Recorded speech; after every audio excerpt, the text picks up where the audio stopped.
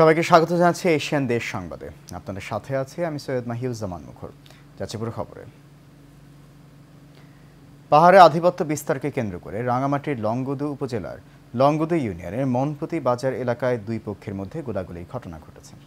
এ সময় জেএসএস সন্তুর সশস্ত্র গ্রুপের অতর্কিত হামলায় ইউপিডিএফ প্রসিদ্ধ গ্রুপের কালেক্টর তিলক চাকমা ও স্থানীয় সাধারণ নাগরিক ধন্যমতি চাকমার মৃত্যু হয়েছে বলে খবর পাওয়া গেছে। শনিবার ভোর থেকে থেমে থেমে কয়েকশো রাউন্ড ফায়ার করে এলাকা থমথমে করে তুলে পাহাড়ি সশস্ত্র দুই গ্রুপ। খবর পেয়ে ঘটনাস্থলে লংগদু থানা পুলিশের একটি টিম মনপতি বাজারে অবস্থান নেয়। বর্তমানে পরিস্থিতি নজরদারিতে রেখেছে আইনশৃঙ্খলা বাহিনী।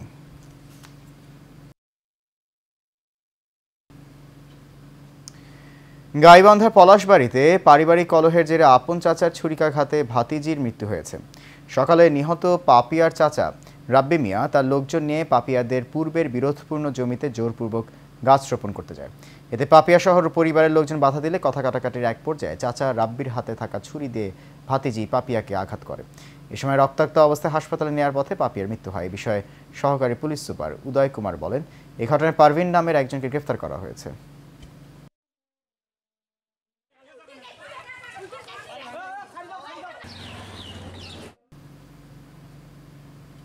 কুষ্টিয়ার কুমারখালীতে ধান কাটাকে কেন্দ্র করে প্রতিপক্ষের হামলায় একজন নিহত হয়েছেন। নিহতের নাম ইউনুস আলী। তিনি শিলাইদহ ইউনিয়নের খদ্দ বনগ্রামের বাসিন্দা। পুলিশ ও প্রত্যক্ষদর্শীর সূত্র জানায়, রবিবার সকাল 7টার দিকে খর্দ বনগ্রামে ধান কাটাকে কেন্দ্র করে ইউনুস আলী ও মুক্তার আলীর মধ্যে কথা কাটাকাটি হয়। এক পর্যায়ে মুক্তার আলী তার লোকজন মিলে ইউনুস আলীকে ধারালো অস্ত্র দিয়ে রক্তাক্ত জখম করেন। আশঙ্কাজনক অবস্থায় ইউনুস আলীকে হাসপাতালে নেওয়া হলে কর্তব্যরত চিকিৎসক তাকে মৃত ঘোষণা করেন। ঘটনার পর এলাকায় উত্তেজনা বিরাজ করছে। উত্তেজনার প্রশমনে এলাকায় অতিরিক্ত পুলিশ মোতায়েন করা হয়েছে। 2018 সালে ফরিদপুর জেলার নগরকান্দা এলাকার চাঞ্চল্যকর অষ্টম শ্রেণী পড়ুয়া স্কুল ছাত্র অন্তর হত্যা মামলায় যাবজ্জীবন সাজাপ্রাপ্ত আজিজুলকে দীর্ঘ 6 বছর পর গ্রেফতার করেছে র্যাব 10-এর সদস্যরা। র্যাব জানায়, 2018 সালে ফরিদপুর জেলার নগরকান্দার প্রবাসী আবুল হোসেন মাতুব্বরের ছেলে আলাউদ্দিন মাতুব্বর অন্তরকে অপহরণের পর হত্যা করে অপহরণকারীরা। গত 27 মার্চ ফরিদপুর নারী ও শিশু নির্যাতন দমন ট্রাইব্যুনাল চাঞ্চল্যকর এই হত্যা মামলার 3 জনকে মৃত্যুদণ্ড ও 3 জনকে যাবজ্জীবন কারাদণ্ডে দণ্ডিত করেন। মামলার একমাত্র পলাতক আসামি আজিজুল শেখ আত্মগোপনে চলে যায়। গতকাল র্যাবের ফরিদপুর ক্যাম্পের সদস্যরা ভাঙা এলাকায় অভিযান চালিয়ে তাকে আটক করে।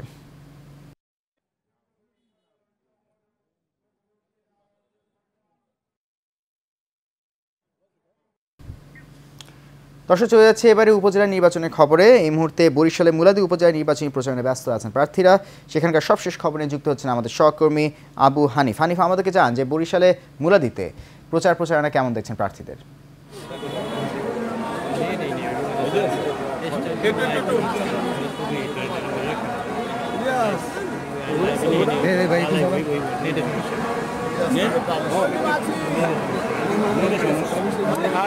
মুখর, আপনাকে ধন্যবাদ। আমি এই মুহূর্তে রয়েছি মুলাদী উপজেলা পরিষদ নির্বাচনের সর্বশেষ প্রার্থীদের গণসংযোগ এবং প্রচারণা। এই মুহূর্তে আমি রয়েছি আনারস প্রতীক নিয়ে, যিনি নির্বাচন করছেন বর্তমান মুলাদী উপজেলা পরিষদের চেয়ারম্যান আলহাজ তারিকুল হাসান খান মিঠু। তার বিভিন্ন ওয়ার্ড থেকে আমি যে এলাকায় রয়েছে, এটি হলো ছবিপিলনে হাজী শহীদ বদরুল হোসেন কলেজ মাঠে। কিন্তু আমি এই মুহূর্তে দেখতে পাচ্ছি যে একটা উঠান বৈঠকে কিন্তু ইতিমধ্যে দেখতে পাচ্ছি যে নির্বাচনী যে জনসভা, সেই জনসভা পরিণত হয়েছে। বিভিন্ন ওয়ার্ড থেকে কিন্তু ইতিমধ্যে আপনার মিছিল নিয়ে বড় মিছিল নিয়ে এই উঠান বৈঠকে যোগদান হচ্ছে। আমি তো কথা বলবো প্রথমেই যে এই নির্বাচনী যে গণসংযোগ আনারস মাঠের, এই গণসংযোগের যিনি রয়েছেন মুলাদী উপজেলা আওয়ামী লীগের সহসভাপতি, তার সাথে কথা বলবো। আচ্ছা, এই যে নির্বাচনী গণসংযোগ করছেন আনারস মাঠের, সর্বশেষ সাধারণ জনগণের কেমন সাড়া পাচ্ছেন? বিগত 10 বছরে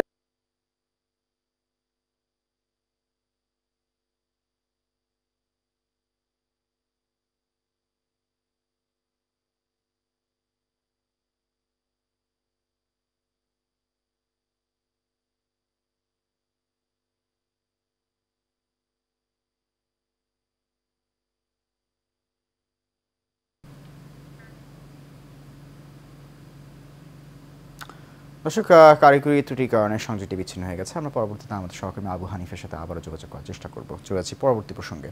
প্রধান বিচারপতি ওবায়দুল হাসান বলেছেন, প্রধানমন্ত্রী শেখ হাসিনার নির্দেশক্রমে দেশব্যাপী বিচার প্রার্থীদের জন্য ন্যায়কুঞ্জ স্থাপন করা হচ্ছে।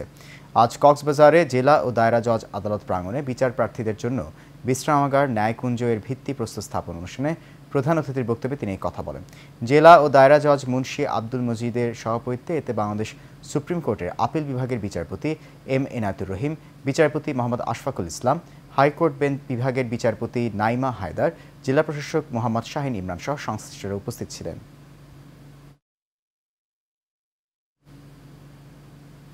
পাট ও বস্ত্রমন্ত্রী জাহাঙ্গীর কবির নানক বলেছেন, বেসরকারিভাবে লিজ নেয়া পাটকলগুলো আশানুরূপ উৎপাদনে যেতে পারেনি। সকালে খুলনায় পাটকল পরিদর্শন শেষে খালিশপুর জুট মিল গেটে এক প্রেস ব্রিফিংয়ে মন্ত্রী এসব কথা বলেন। তিনি বলেন, লিজের শর্ত ছিল পর্যাপ্ত পরিমাণ পাট জাতীয় দ্রব্য উৎপাদন সহ মিলের পুরাতন দক্ষ কর্মীদের কর্মসংস্থান সৃষ্টি করা। সেটি না হওয়ার কারণে এ বিষয়ে নতুন করে সিদ্ধান্ত নিতে পারে মন্ত্রণালয়। এছাড়া বন্ধকৃত পাটকল এলাকার বিশাল জমিতে অর্থনৈতিক জোন করা যায় কিনা সেই বিষয়টি বিবেচনায় নেওয়া হবে। তাই পাট এবং পাটজাত দ্রব্যকে বিশেষভাবে গুরুত্ব দেওয়া হচ্ছে বলে জানান তিনি। মন্ত্রীর সাথে ছিলেন খুলনা সিটি কর্পোরেশনের মেয়র তালুকদার আব্দুল খালেক, খুলনা 2 আসনের সংসদ সদস্য এস এম কামাল হোসেন ও পাটকল কর্পোরেশনের চেয়ারম্যান মোহাম্মদ ফারুক আহমেদ সহ আরও অনেকে। ঘূর্ণিঝড় প্রবণ উপকূলীয় জেলাসমূহের মানুষকে দুর্যোগের পূর্বে প্রস্তুত করতে পূর্বাভাস ভিত্তিক আগাম কার্যক্রমের প্রত্যাশিত পদক্ষেপ কার্যকারিতা বিষয়ক 2য় পর্যায়ের বিভাগীয় সংলাপ অনুষ্ঠিত হয়েছে। দুর্যোগ ব্যবস্থাপনা ও ত্রাণ মন্ত্রণালয় এবং ঘূর্ণিঝড় প্রস্তুতি কর্মসূচির নেতৃত্বে International Federation of Red Cross and Red Crescent Societies ও জার্মান রেড ক্রসের কারিগরি সহযোগিতায় সংলাপের আয়োজন করে বাংলাদেশ রেড ক্রিসেন্ট সোসাইটি। সকালে পটুয়াখালী কুয়াকাটার একটি রিসর্টে অনুষ্ঠিত সংলাপের প্রধান অতিথি ছিলেন দুর্যোগ ব্যবস্থাপনা ত্রাণ প্রতিমন্ত্রী মোহাম্মদ মহিবুর রহমান মহিব। এ সময় তিনি বলেন, 78 লাখ স্বেচ্ছাসেবক নিয়ে দুর্যোগের ওপর বাংলাদেশে কাজ চলছে।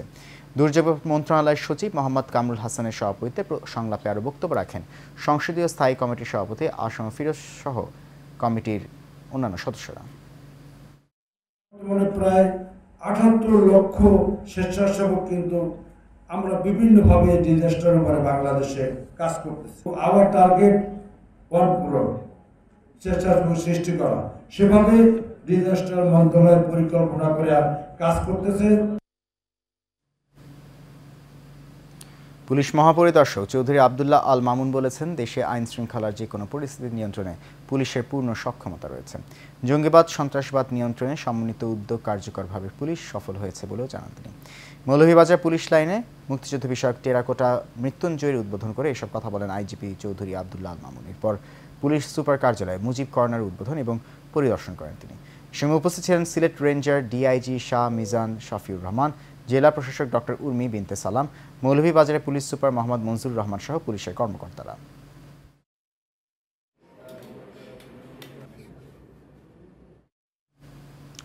নির্বাচনী প্রচারণায় সরগরম রয়েছে নাটোরের বাগাতিপাড়া উপজেলার অলিগলি। দুপুর থেকে রাত পর্যন্ত মাইকে চলছে প্রচারণা। উপজেলা পরিষদ নির্বাচনের 2য় ধাপে অনুষ্ঠিত হবে বাগাতিপাড়া উপজেলা পরিষদ নির্বাচন। নির্বাচনকে কেন্দ্র করে প্রার্থীরা ব্যস্ত সময় পার করছেন। দিন যতই ঘনিয়ে আসছে, প্রার্থীদের প্রচারণা ততই বেড়ে চলছে। লিফলেট হাতে সকাল থেকে মধ্যরাত পর্যন্ত চলছে প্রচারণা। বিভিন্ন হাটে বাজারে ও গ্রামে, এমনকি সামাজিক যোগাযোগ মাধ্যম ফেসবুকেও ভোট প্রার্থনা করছেন প্রার্থীরা।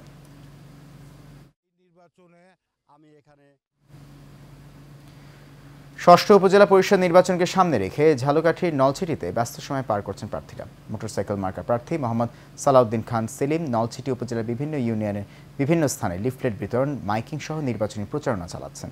সকাল থেকে রাত অবধি প্রতিশ্রুতি দিয়ে ভোটারদের কাছে ভোট চাচ্ছেন। এই উপজেলায় 70টি ভোট কেন্দ্রে 1,68,468 জন ভোটার রয়েছেন। নির্বাচনে 3 জন চেয়ারম্যান প্রার্থী, 5 জন মহিলা ভাইস চেয়ারম্যান প্রার্থী, 6 জন পুরুষ ভাইস চেয়ারম্যান প্রার্থী নির্বাচনে প্রতিদ্বন্দ্বিতা করছেন। গাজীপুরের কালিয়াকৈর উপজেলায় উন্নয়নের ধারা অব্যাহত রাখতে আগামী 21শে মে ষষ্ঠ ধাপে উপজেলা পরিষদ নির্বাচনে আবারও উপজেলা চেয়ারম্যান প্রার্থী কামাল উদ্দিন শিকদারকে আনারস প্রতীকে ভোট দেওয়ার আহ্বান জানান প্যানেল মেয়র খাত্তাব মোল্লা। এ সময় তিনি শ্রমিকদের মাঝে আনারস প্রতীকে লিফলেট বিতরণ করেন। পরে উপজেলার বটতলা সরকারপাড়া রমিজ মার্কেট এলাকায় নির্বাচনী মত বিনিময় সভায় অংশ নেয় তিনি। এ সময় আরও উপস্থিত ছিলেন 7 নং ওয়ার্ড আওয়ামী লীগের সাধারণ সম্পাদক আব্দুল ওয়ারেক, মহল্লা আওয়ামী লীগের সাধারণ সম্পাদক তোবারক মোল্লা, গাজীপুর জেলা আওয়ামী স্বেচ্ছাসেবক লীগের সদস্য সোহাগ খান সহ অন্যান্য নেতাকর্মীরা। পটুয়াখালীতে দুমকিতে উপজেলা পরিষদ নির্বাচনে কাপ পিরিচ প্রতীকের প্রার্থী ও তার কর্মীদের উপর হামলার প্রতিবাদে সংবাদ সম্মেলন করেছেন কাউসার আমিন হাওলাদার। শুক্রবার রাতে দুমকি প্রেস ক্লাব মিলনায়তনে এক জনাকীর্ণ সংবাদ সম্মেলনে কাউসার আমিন হাওলাদার জানান, শুক্রবার দুপুর 2টার দিকে উপজেলার মুরাদিয়ার 2 নং ওয়ার্ডের কাবিল হাওলা এলাকায় বাদ জুমা স্থানীয় একটি মসজিদে মুসল্লিদের সাথে সাক্ষাৎ করে ফেরার পথে আনারস প্রতীকের সমর্থকরা তার ব্যবহৃত গাড়ির উপর হামলা চালায়। এ সময় তার কর্মী সমর্থকদের উপর হামলা চালানো হয় বলে অভিযোগ করেন তিনি। পাবনার ভাঙ্গুড়া উপজেলা পরিষদের নির্বাচনী প্রচারণা শেষ হচ্ছে কাল, আর তাই শেষ সময়ে প্রচারণায় আরও ব্যস্ত সময় পার করছেন উপজেলা চেয়ারম্যান পদপ্রার্থী গোলাম হাসনাইন রাসেল। শুক্রবার উপজেলার খানমরিচ ইউনিয়নের ময়নাদিঘি বাজারে করেছেন মোটরসাইকেল মার্কার নির্বাচনী পথসভা। সভায় বক্তব্য রাখেন আওয়ামী লীগ পাবনা জেলার সদস্য আসলাম আলী, ভাঙ্গুড়া উপজেলা আওয়ামী লীগের সহসভাপতি জাকির হোসেন ছবি, 1 নং সাংগঠনিক সম্পাদক ইবনুল হাসান শাকিল, 2 নং সাংগঠনিক সম্পাদক আজাদ খান, উপজেলা ভাইস চেয়ারম্যান পদপ্রার্থী গোলাম হাফিজ রঞ্জু সহ আরও অনেকে।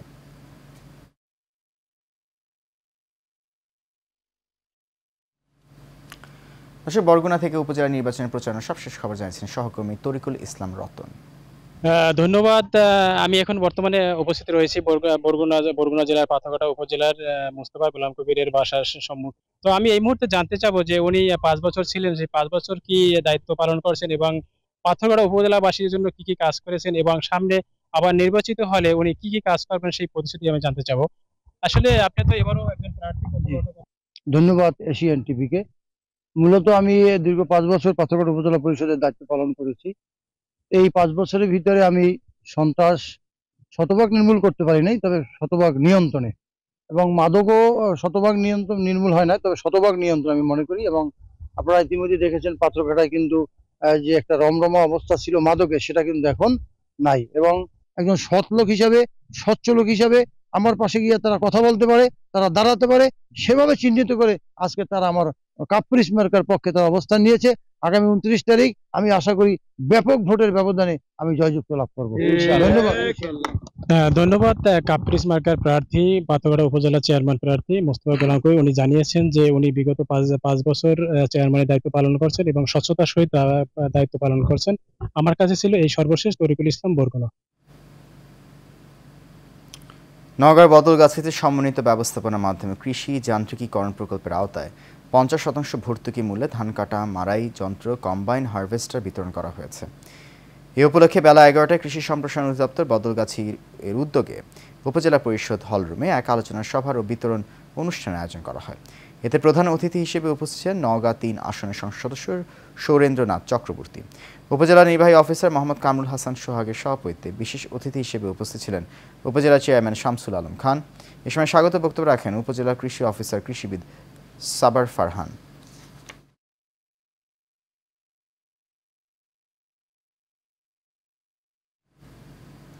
পাবনার ভাঙ্গুড়া উপজেলা পরিষদ নির্বাচনী প্রচারণা শেষ হচ্ছে কাল, আর তাই শেষ সময়ে এসে প্রচারণায় আরও ব্যস্ত সময় পার করছেন উপজেলা চেয়ারম্যান পদপ্রার্থী গোলাম হাসনাইন রাসেল।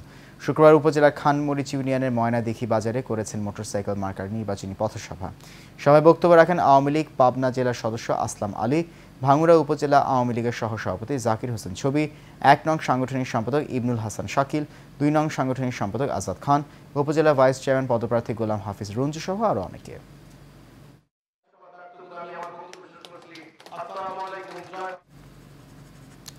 এশিয়ান দেশ সংবাদ এ পর্যন্ত। আমাদের পরবর্তী সংবাদ দেখার আমন্ত্রণ রইল। এতক্ষণ সঙ্গে থাকার জন্য অনেক ধন্যবাদ সবাইকে।